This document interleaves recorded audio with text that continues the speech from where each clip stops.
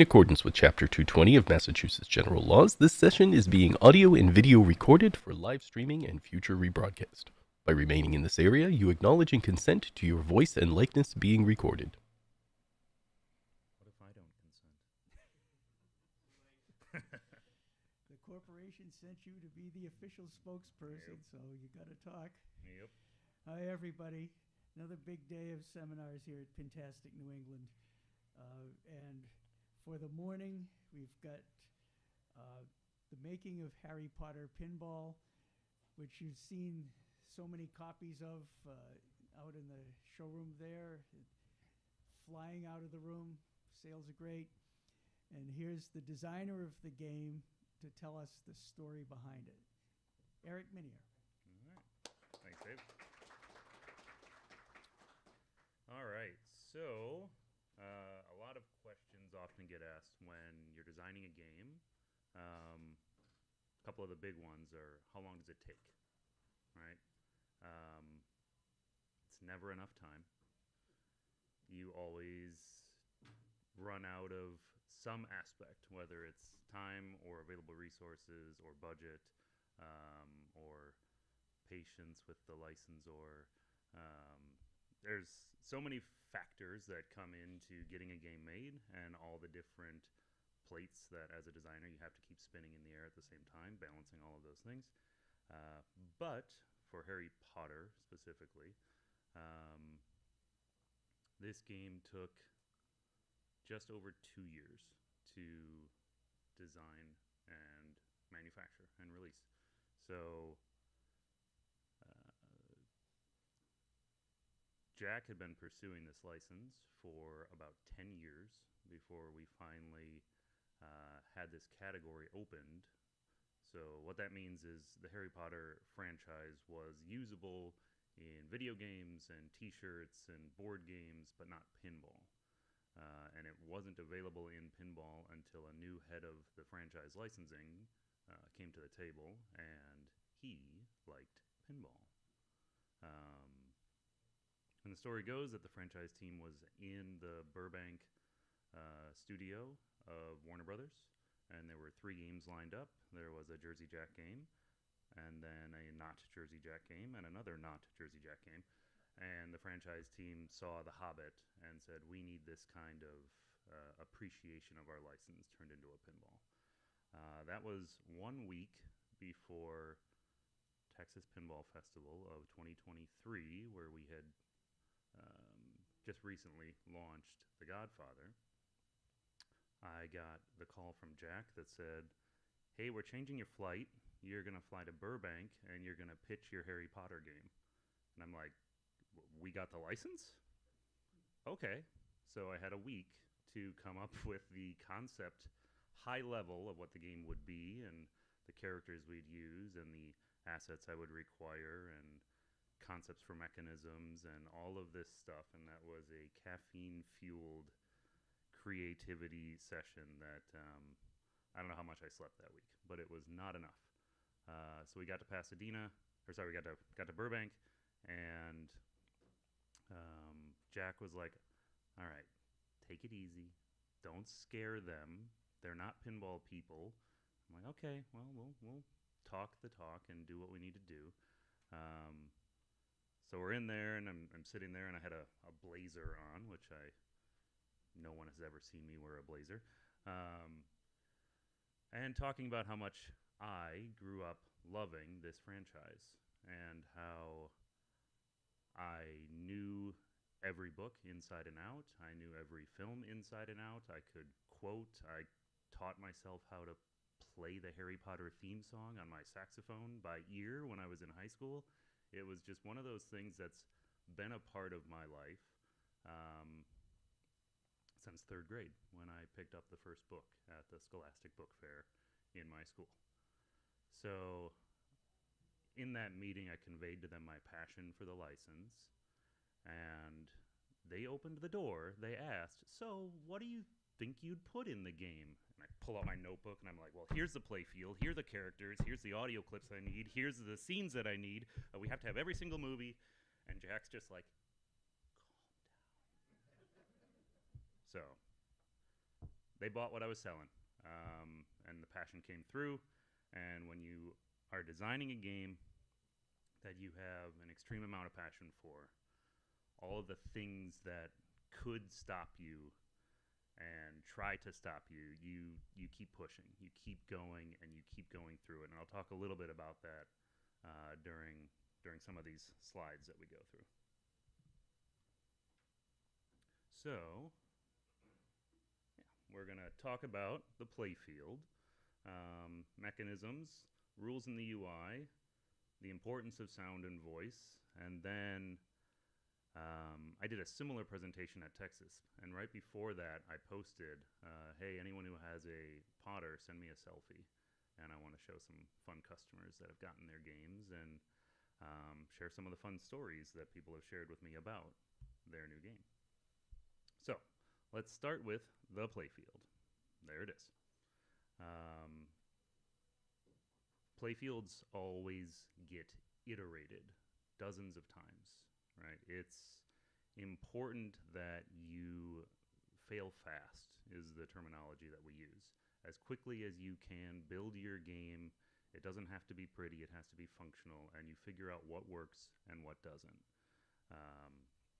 So you see a fully populated playfield there. Next to it now is an unpopulated playfield, right? The empty playfield. But what I wanted to show there are just some of the native ball paths that appear on the wood, and the way that the game flows has a lot to do with, you know, this base, and you can kind of read that in the artwork. Something that on the first game I ever made, which was Pirates of the Caribbean, I worked with Keith Johnson. Keith is a legendary pinball programmer. And Keith instilled something in me that I certainly take to heart, which is games that have a shot that goes one place are less interesting than a shot that can go more than one place. It opens up the world for the programmers to be able to change your experience on the fly. You shoot the same ramp 3 times and it goes 3 different places. That's really cool. And I may have taken it to a bit of an extreme on the staircase mech here. So there are 3 shots in and 13 paths out. So it's a wild contraption. And what I'm going to go through is kind of the design and concept of that mech and how it started. And then some of the other mechs that we're going to see. So, thinking about Harry Potter, and one of the first things that I remember reading in the books is when Harry got to the school, it all became, I mean, he went to Diagon first, right, and realized it wasn't a big joke. But then he got to school and he looks up, and above his head he sees the moving staircases. And that's like the first memory Harry has of Hogwarts. And the moving staircase for me was a perfect pinball mechanism, right? It goes to different places based on, you know, where it needs to go. So it's a perfect diverter. And the concept for the mech actually came from, I was playing I don't know if board game is the right word. It's more like a tabletop puzzle game called Gravity Maze, which I don't have a picture of, but you can Google it. It's like a marble-based puzzle game. You have 5 or 6 different little plastic towers, and you're told to use the blue one and the red one, the green one, the purple one, and go from point A to point B on this grid. And that's the instructions. And so what you do is you take this thing, you turn it, and you rotate it, you flip it upside down, and the ball goes in the top and goes out this way. Oh, wait, that's not going to work. Flip it over, put the other one next to it. So I'm playing this game with my kids. We're going through it. And then I said, all right, well, Daddy needs to take this to work because this just inspired a pinball mechanism.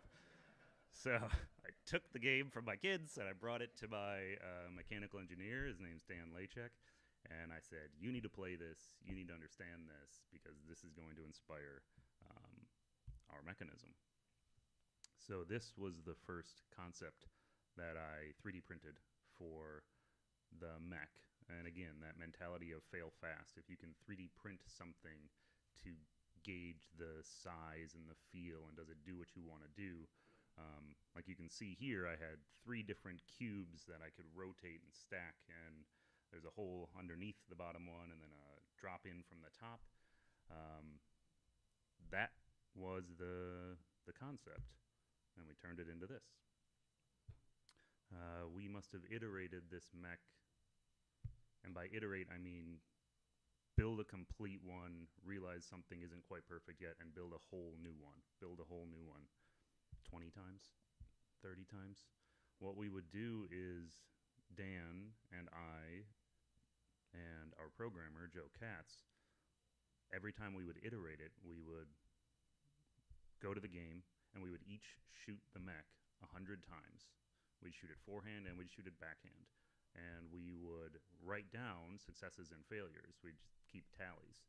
And then we would compare and see if we had a statistically significant increase in completion or if it was a step backwards. So as the mech started with, it was all plastic. And then when we changed to the metal ramp that's inside this mechanism, that was a huge increase. Changing the walls of that ramp from being straight steel to slightly curved with a specific radius helped, and then changing the length of the ramp flap helped, and changing the tightness of the gearing on the top. And it gets real nerdy, but there's a ton of iteration that goes into making something like this. The other big thing that I do when I design is I put myself in the shoes of an operator. So I grew up as an operator. I've been working on games since my dad started the company when I was 3, and I never had a babysitter. I was always with mom and dad, nights, weekends, summers. There was no summer camp for me as a kid. It was go to the arcade, go empty those games, and that one's broken, go fix it. So thinking about serviceability when designing mechs is another very important thing that I do. So the top of this comes off with 3 screws that you can access from the top without doing a bunch of gymnastics. The motor is exposed underneath. There's a single shaft that hooks up to the gear up there. And so far, our customer service team has had very few issues, and the only issues that I've ever seen are a bad motor, which I don't make a motor. Sometimes a motor goes bad, or a loose set screw, and it's a 5-minute repair. So I have a little video here, which I think I can play.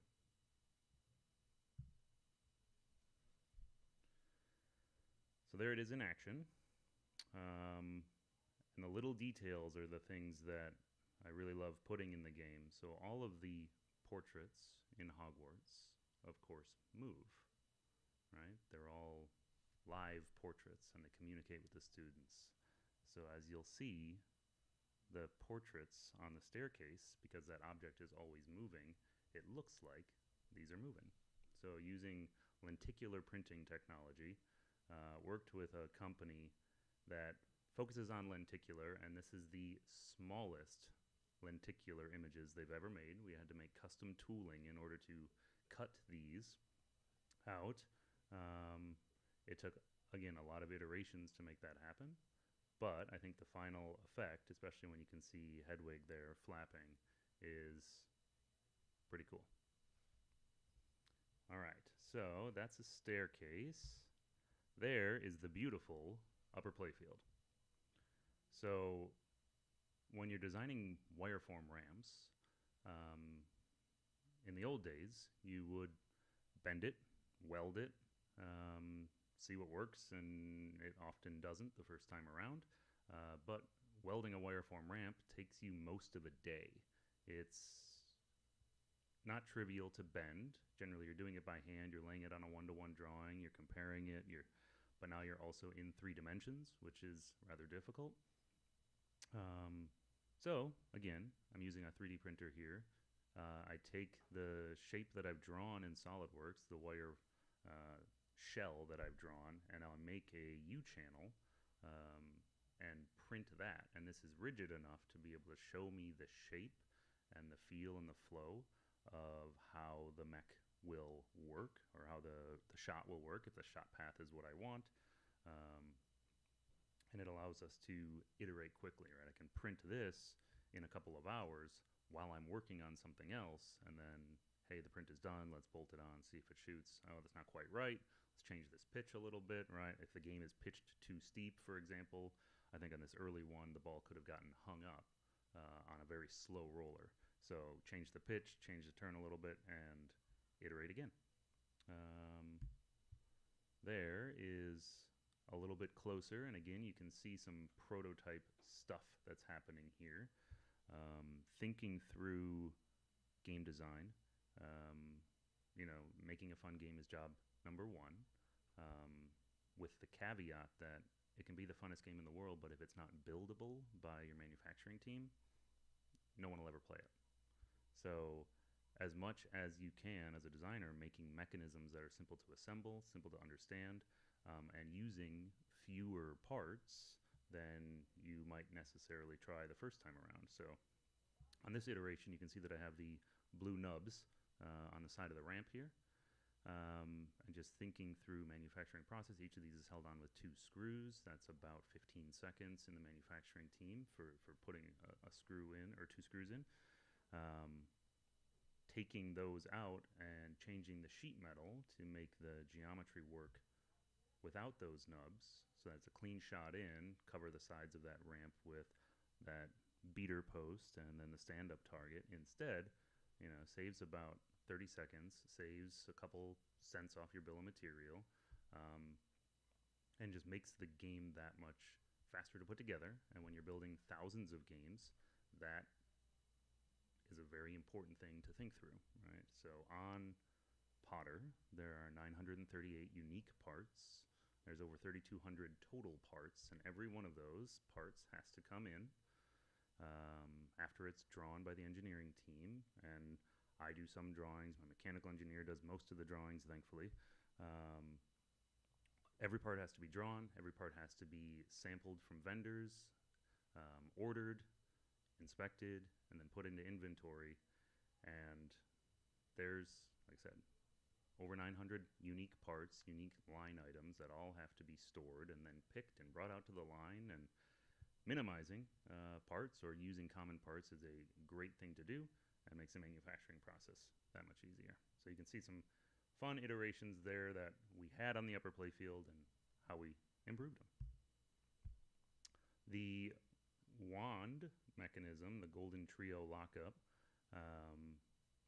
another thing with a serviceability forward mindset. I really wanted the ends of the wands to light up because, of course, they should. But how do you do that in a way that, what happens when an LED goes bad, right? An LED can burn out, and how do you resolve that 10 years from now or 20 years from now when it's impossible to get the plastic toy anymore? If we were to have overmolded, right, put the LED directly inside of the plastic, and that LED went bad, you need a whole new wand if the LED ever went out. So instead, I put the LED at the back, and I put fiber optic all the way through the core of the wand. It's not quite a dragon heartstring or a phoenix tail feather, but it gets the point across. So you can see the mechs there. You can see the LEDs going into the back. And each of these wands is one of the wands of the main characters, Harry, Ron, and Hermione. These are 1-to-1 movie scale and accurate. And then we take those 3D files, we put those in, and then make modifications to them. And the whole step of the modifications for manufacturing, right? How do I attach this to a mechanism? How do I put a light inside it? So whenever you're modifying something from the licensor, right, they had these 3D models, right? If you've ever been to Universal, you've seen all of these wands that they're selling for hundreds of dollars. We made modifications, showed them how they look, when in normal play, right? You can't see any of the modifications we've made to them. Submitted them for approval, got them made, did the tooling, sampled, tested, found that the lights weren't quite as bright as we wanted them to be because the fiber optic cable was a bit foggy. from one vendor, so we switched to a different vendor, and again, iterating not just the layout, but the mechanisms, the art, the design. It all happens as quickly as you can make it happen with the time allowed. All right, next, the Death Eater mech. Fighting Death Eaters is something that is a story through the game, through the movies, and so I really wanted to have a generic Death Eater here that could represent any of the iconic Death Eaters that the heroes are fighting. So the first iteration of this mech actually had a screen for the face, so that we could put Bellatrix Lestrange, or we could put Lucius Malfoy on it. And I submitted that idea to our licensor, and they said, that's cool, but you can't represent the actors in a way that they were not represented on film, right? Putting them on this doll, they never wore that cloak, so it's not allowed. I'm like, okay. We'll make a generic Death Eater mask and put that on, and then have that represent the character on screen. And they said, that's a great compromise. We'll go with that. So, when the licensor says no, you got to think on your feet and come up with something else that's still going to get the idea into the game, but not upset them. So that was a compromise we made, and we got the Death Eater mech itself. The part that interacts with the ball. It's two common pinball parts. It's a drop target and a kickback. But we used them in a way that made it feel a little bit different than what's been done in the past. Prepping the ball, holding the ball in there, and then firing it at the players was really fun. Let's see if we can get that to play. And my programmer, Joe, he made it change every time you're doing it. So he kicks with different power, and it's random. So it's not always like a rocket coming out. Sometimes it's like a slightly less fast rocket. So you got to be on your toes. It's not going to be the same kick out every time. And it was an interesting mech to design and come up with. And again, using a standard set of pinball parts in a way that hadn't really been used before in this way. On the pop bumper, I have the Whomping Willow. And the Whomping Willow is a key part of the lore in Harry Potter. It's certainly talked about more in the books than it is in the films, but it plays a very important role in the lore of the third book specifically.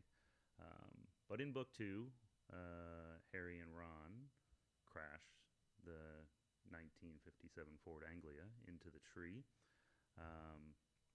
So I wanted to have that in the game somewhere, and a great place to put it was on the pop bumpers.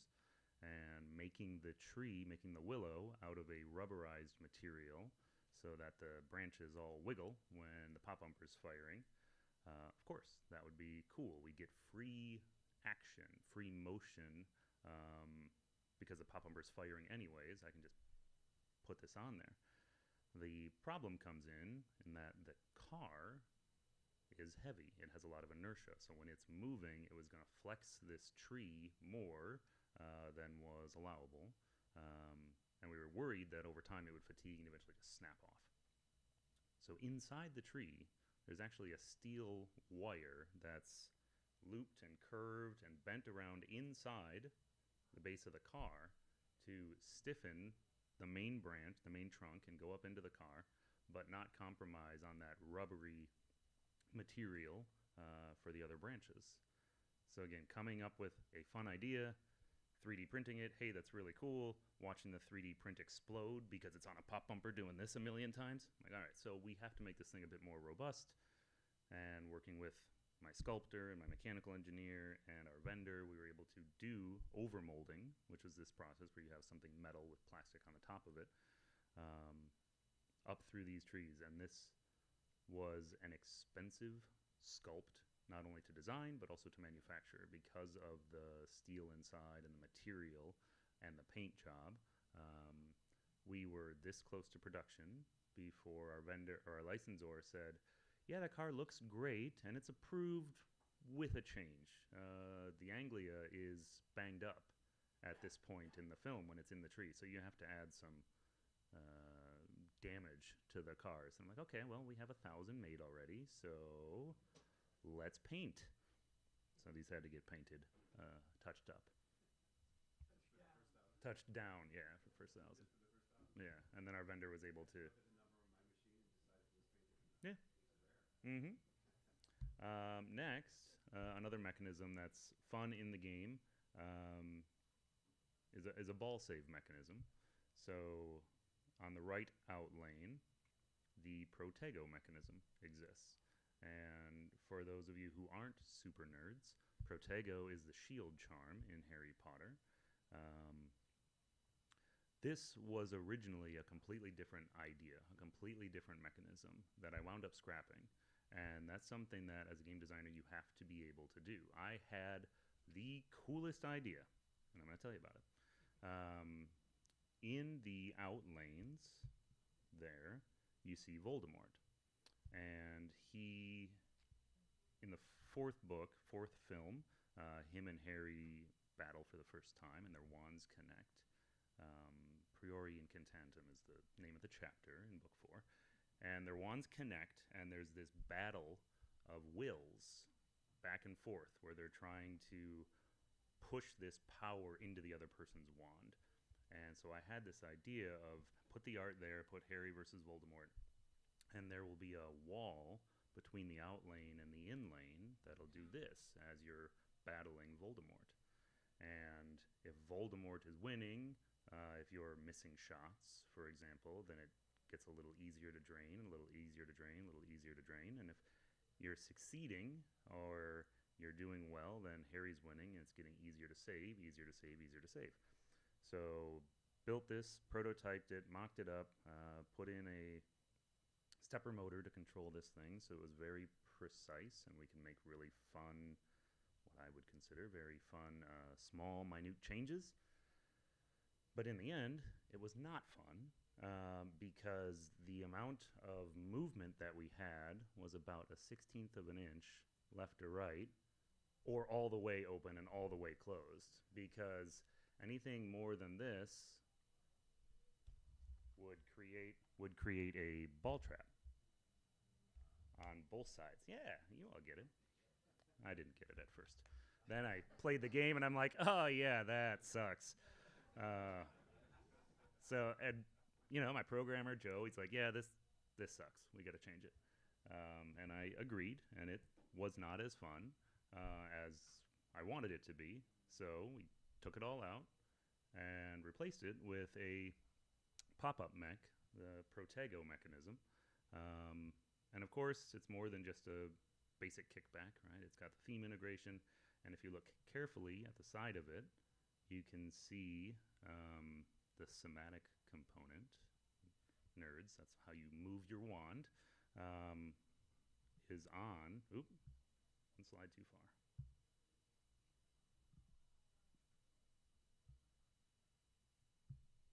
So you can see the movement of your wand, which you're supposed to do.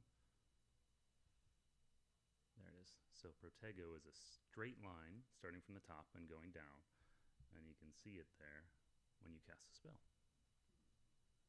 So you can relight. Protego's lit at ball start. You can relight Protego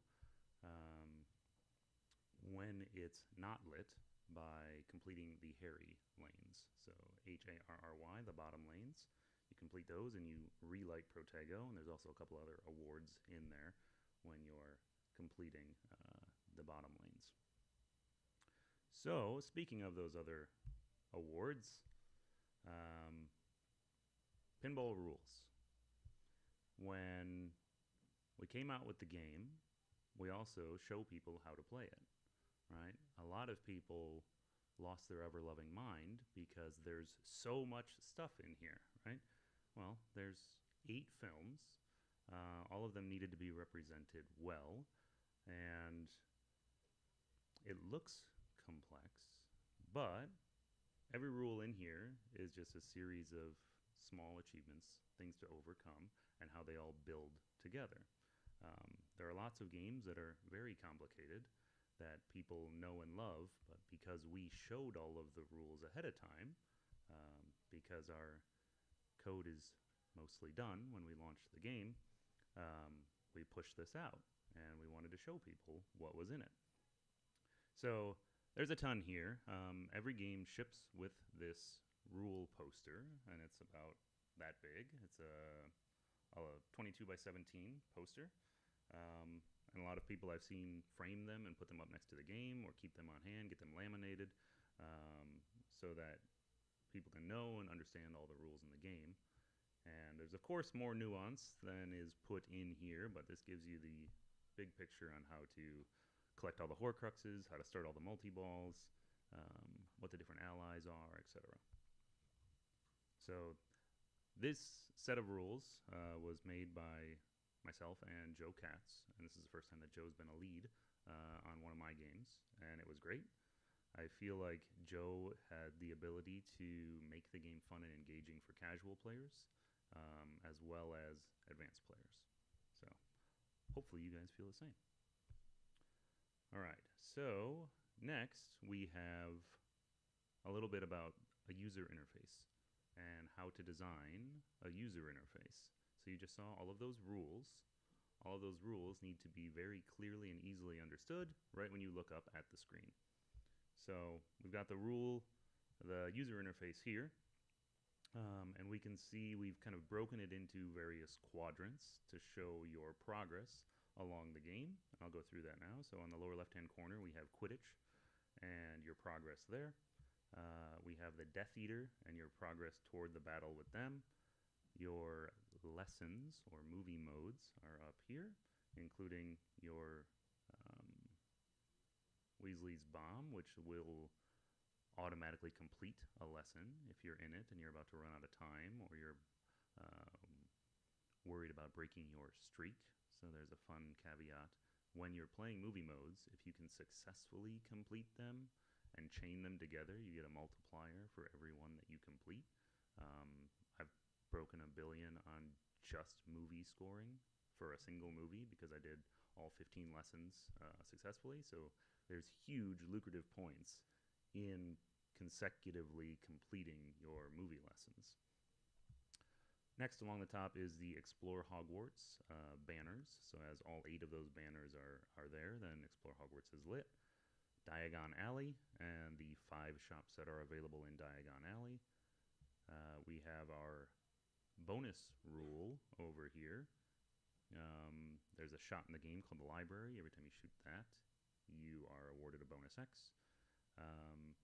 The way that bonus works in the game is only a specific thing contributes to bonus, only one thing at a time, and it's the book that is shown here. So school year, in this case, or Death Eater fights, or Quidditch.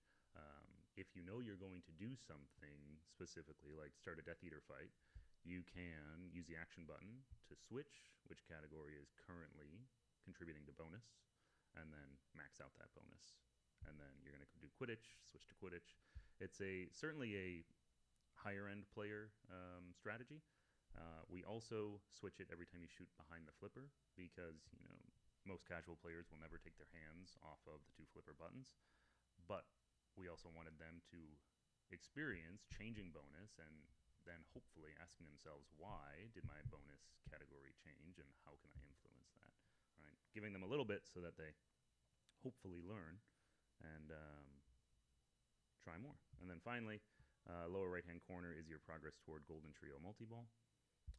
So the objective there is to spell out the names of each of the 3 members of the Golden Trio and then lock balls to get to Golden Trio Multi-Ball. So I think this screen, yes.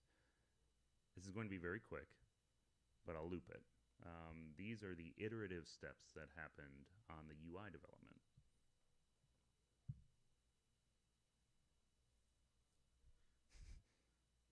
see the way it evolves over time. And my animator put this together. He's like, "Oh yeah, this will be fun." Like, it's way too fast, but it's cool.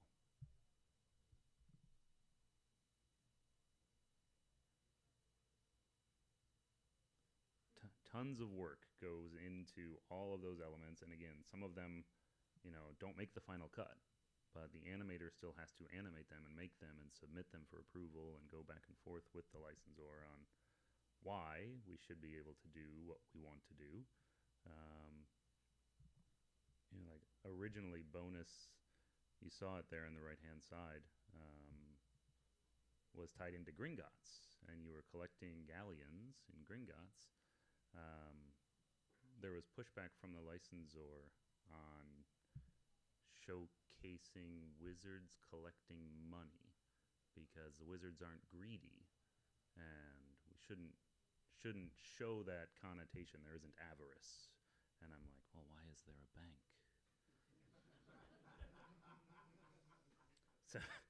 so they get final say. The bank is not in there. Instead, we change it to the bookshelf. Just one of those things. Let's see. Next, another animation. There we go. So in Golden Trio right now, when you complete a character, their wand lights up, and then when you lock a ball, their Patronus appears behind them. And that's how we show to the player, you're at step 1, you're at step 2, you're at step 3, right? We thought it could be fun to have Harry, like, magically levitating a pinball. Hey, that's cool. They're like, yeah, that is cool. Don't do that. All right. Well, since we all know that pinball does exist in the Harry Potter universe, the Weasleys have a pinball machine in their garage. You can catch it for like half a second in, I think it's film 6. Like, okay, well, then surely it won't be a problem to have Harry holding the ball. I think I've got another one here where he's holding the ball. There we go. See? Clearly, at some point when he spent the summer at the Weasleys, he was playing pinball. And they said, no. All right. Moving on. Harry is not allowed to hold a pinball. Got it. What do we got next? So next, showcasing the Death Eater. The reference image that you see here, the versions that we animated, we had, I think one of our animators went in front of a green screen and did like a motion capture. And then they rigged and animated this character. And we wanted to show the player, defeating the Death Eaters, like Bellatrix Lestrange. Unfortunately, players do not defeat Bellatrix Lestrange. Only Molly Weasley defeats Bellatrix Lestrange. So you cannot show players defeating Bellatrix Lestrange. Okay. Well, we still want to fight Death Eaters, so how can we make this happen? We animated our own Death Eater, came up with our own character that we rigged, and that character is who you are fighting, and you'll see, Bellatrix behind them. I'm sorry, I think that's the wrong video playing. Do I have a Death Eater fight in here?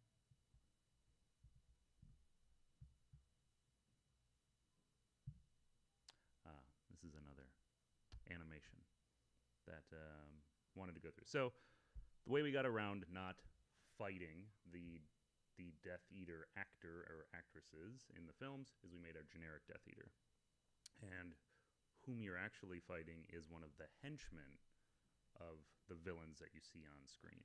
Right? We were not allowed to fight Lucius or fight Bellatrix. Instead, you're fighting one of their Death Eater henchmen, the generic Death Eater mask. This is one that was really fun, and I really liked this idea.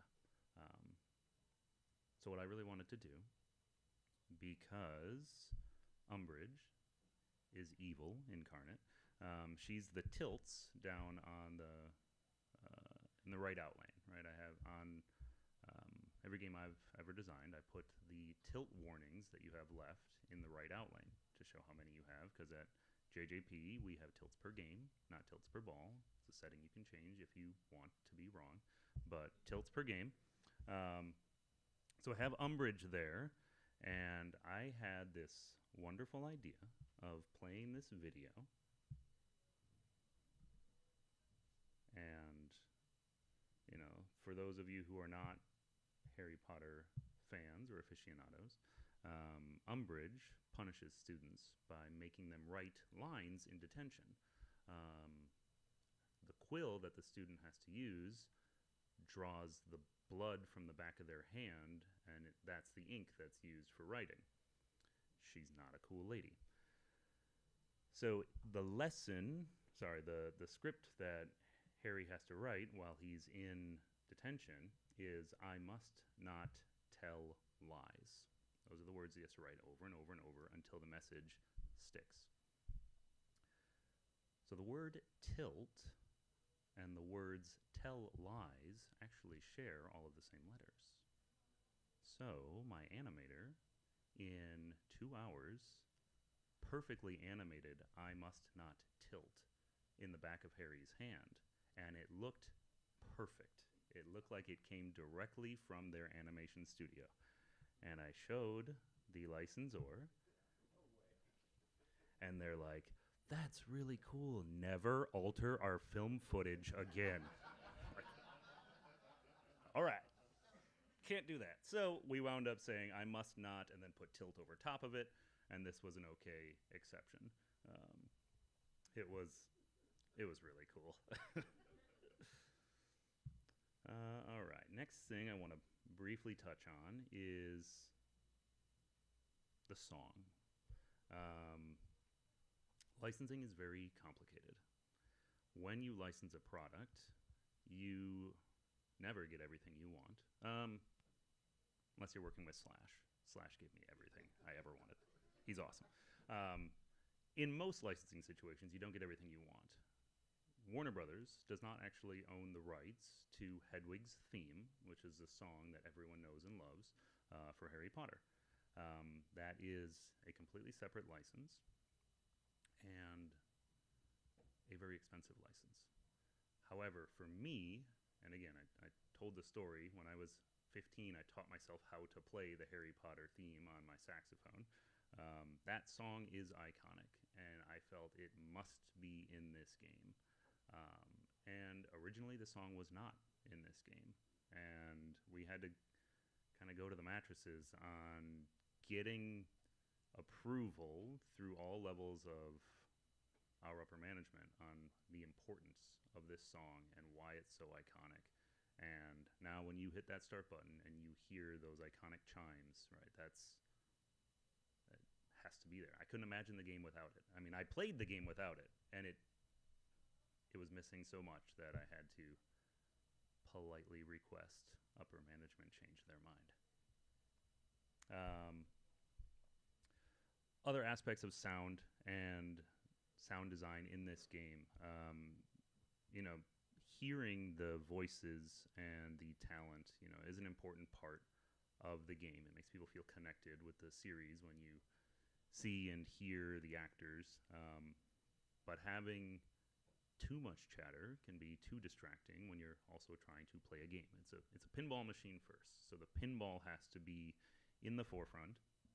And like the movie stuff, we certainly want to hear, but we don't want it to stomp on what you're trying to do in the game. So it was tough to balance playing movie scenes, but also in indicating to the players how to play, what to shoot, what they're going for, etc. We were fortunate enough to have a voice actor in this game. His name is Mark Silk. Mark is the voice of the Sorting Hat anywhere you hear the Sorting Hat outside of the films. So at Universal, it's Mark Silk that you hear. In the Sorting Hat Lego set, it's Mark Silk that you hear, the Hallmark ornaments, etc., etc. Mark is also obsessed with pinball. So Mark has done several pinball machines now. for other companies. And when I called Mark, said, "Hey, I need you to sign a non-disclosure so I can tell you what the game is." Eric, if it's Harry Potter, I'm going to lose my mind. I'm like, sign the non-disclosure and we can discuss what the game is, right? Mark was an absolute treasure to work with. We iterate again often, and we come up with new rules. And when those rules are made, we have to tell the player what the rule is with vocal cues. Mark must have gotten back into his studio with us, and his studio's in his house. But this is not the norm, which is why I'm telling this story. Normally, when you hire a voice actor, you get one session, and that's it. And so if 3 months later you come up with a really cool rule, too bad. Hopefully the game designer can do a good impression and they're cool with it. Mark was able to get in his studio anytime we asked. I mean, sometimes, like, "Hey, Mark, I've got 10 more lines." "Oh, no problem. I'll record them this morning." And it was awesome. And can't wait to work with him again. All right. So right before Texas, I put out this request for people to send me selfies with their games. So I've got a collection here of customers, fans, friends, etc. This is one of the cool ones. So this is Bill Woodcock, and what he's pointing at is a very special bottom arch. So Bill has been a longtime friend and customer. His daughter is a massive Harry Potter fan. Bill owns every single game we've ever made, and works with us in our what's the word? We have a beta group. There we go, for testing beta code. And Bill is a QA, like that's his full-time job. And then he's also obsessed with pinball, and he loves working on and reporting bugs and helping us figure them out. So as a special treat to Bill, I included one of the only Mina Lima signed bottom arches in the world. And that's what he got. And he had no idea it was coming. And when he showed his daughter, she absolutely lost her mind. And it was very rewarding. Here's a game set up in someone's home with the floating candles everywhere.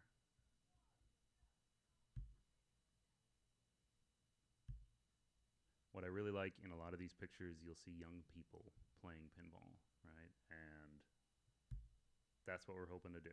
Get more people to play these games, get licenses that people love, and get the next generation in there.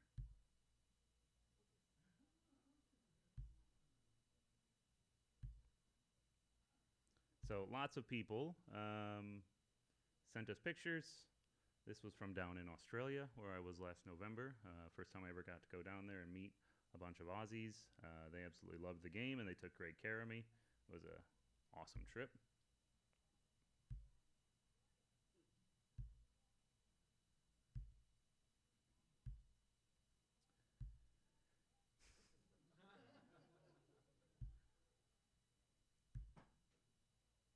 Lots of people that have rooms like dedicated to Harry Potter, and this game being in their room, you know, is the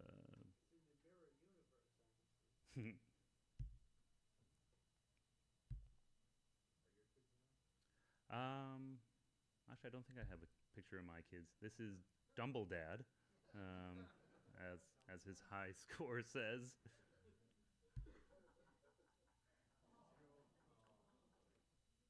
Oh, however, this is my niece and nephew. So my brother owns Kingpin Games, which is a distributor in central Wisconsin. That's the business that I grew up in. We were operators. Now they're distributors. And so these kids got to play it the first day it came out, and they were pretty stoked that Uncle Eric made a Harry Potter game.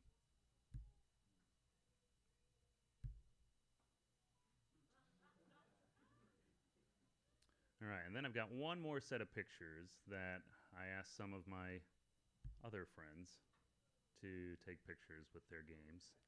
So On the left is Ed Robertson of the Bare Naked Ladies.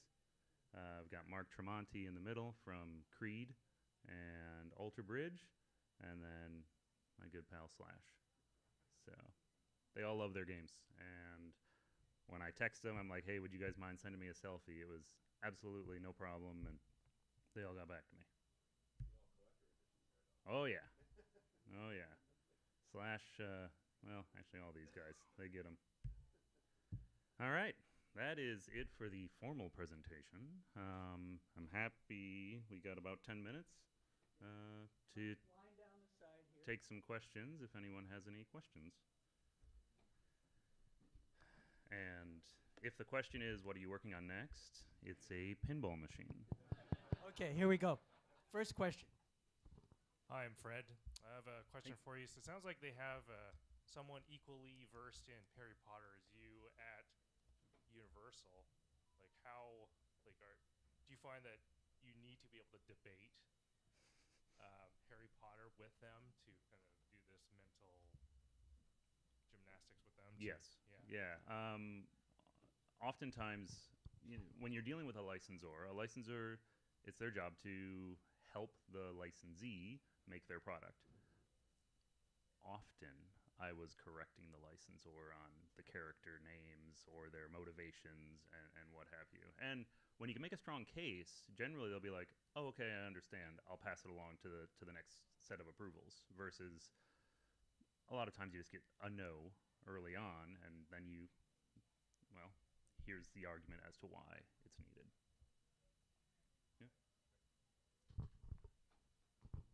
I didn't think I could love that game more, and then you did this presentation. Jesus. Thank you. 2 questions.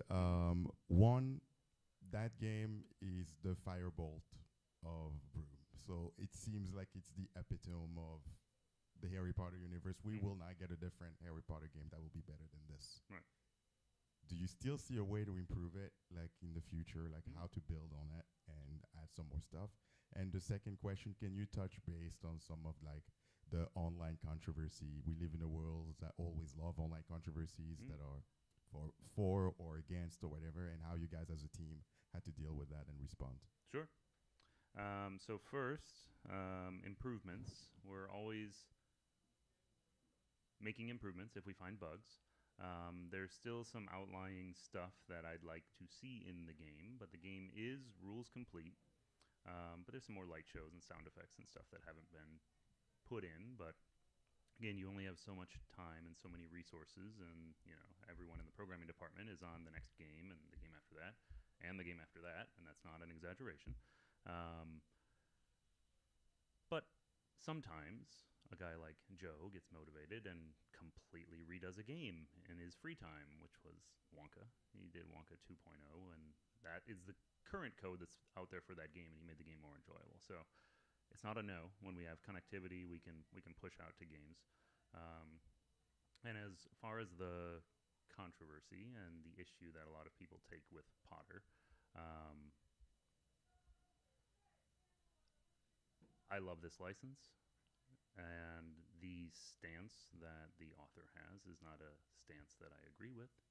I had to put that aside when making this game, when talking to friends who are strongly opposed to this license.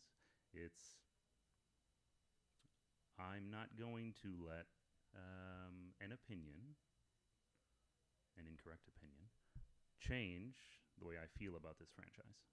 So that's how I deal with it. Eric, aren't you the kind of person who's got a notebook always ready to throw down an idea? So you've, whether it's tied to a license or not, just you're constantly collecting up ideas to use sometime in the future. Absolutely. Yeah, I thought you were that.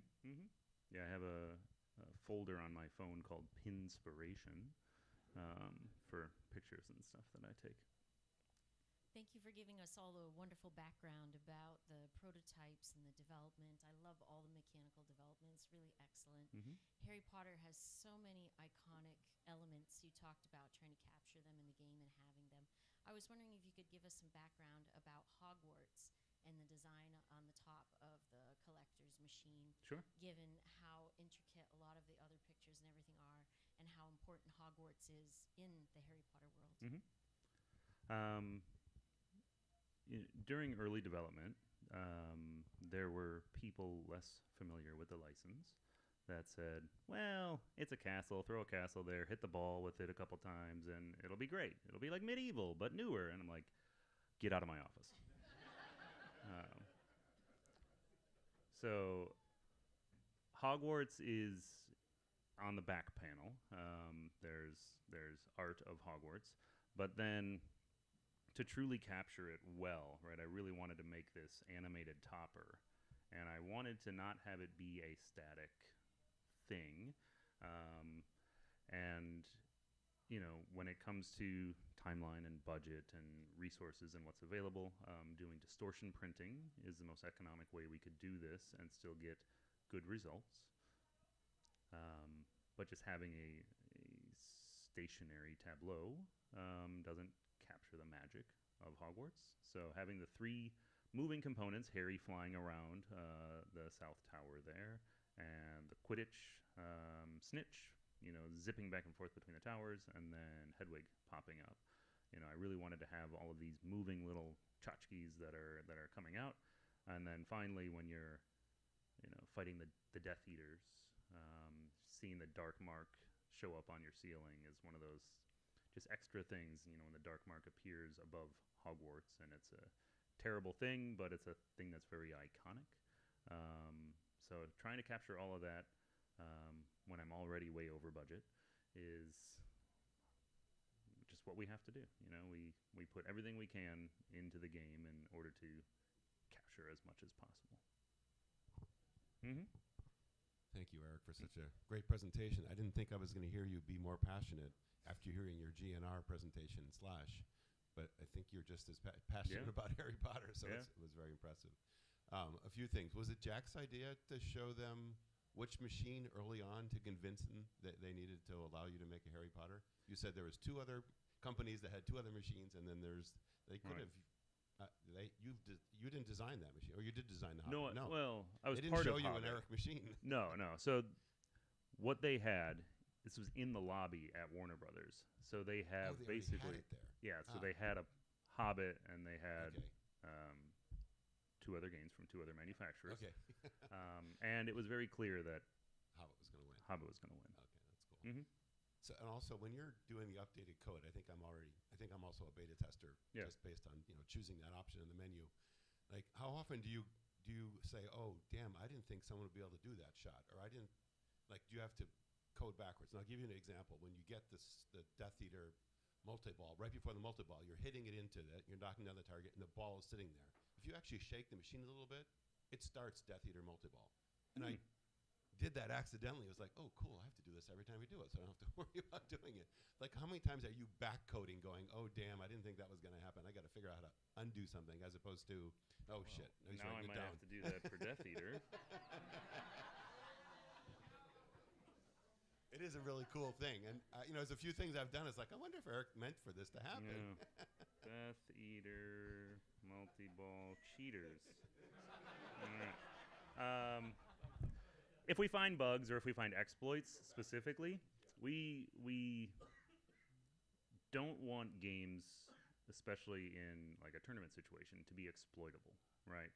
So I don't personally play in a lot of tournaments, but I have friends who are in tournaments, and when I heard that there were tournament players trapping up and waiting through the entirety of lessons in order to get to OWL's multi-ball, which is a minimum of 6.5 minutes, because the scoring in Owls is lucrative, right?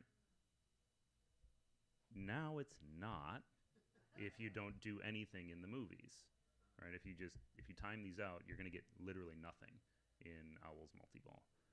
So like when I learn about exploits, immediately want to stop them. I don't want not fun things to be exploited, or not fun things to happen in a game just to, I don't know, exploit something I didn't think about. So, yeah. Hi. Hi. I just wanted to say that we love our games. So thank you so much for all the work and your passion in it. I'm just wondering why there isn't like a Hogwarts Express, like train somewhere on the play field. It's in the artwork on the playfield, in the shooter lane, but a physical sculpt. I was out of money. I have a bill of materials, and I was already way over budget. But there are some cool mods out there that I've seen that people have put Hogwarts Express trains. Probably over the shooter lane. But for me as a player, I prefer to see the shooter lane because the ball's coming down and I gotta be ready. So some of the mods that I've seen, are covering that whole thing versus just like the shooter lane itself before it comes back down to your flipper. It's probably where I would put it if I had the budget. Well, thank you, Eric. Yeah.